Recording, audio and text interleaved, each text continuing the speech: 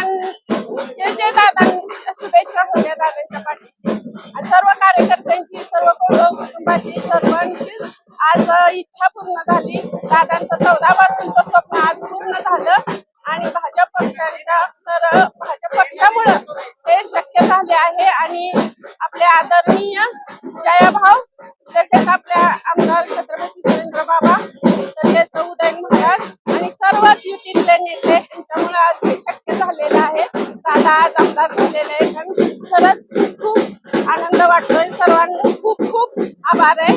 दादांना आमदार केल्याबद्दल सर्वच नेते मंडळींचं खूप खूप आभारी आहे.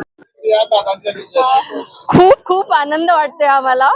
दादा एट लास्ट आमदार झाले त्यामुळे आम्हाला इतका आनंद झालाय की काय सांगू. थँक्यू सगळ्यांचं मी धन्यवाद करते. सगळे नेते, सगळे कार्यकर्ते, सगळे फॅमिली वाले, सगळे फ्रेंड्स, सगळ्यांना मी खूप खूप खूप धन्यवाद देते. थँक्यू.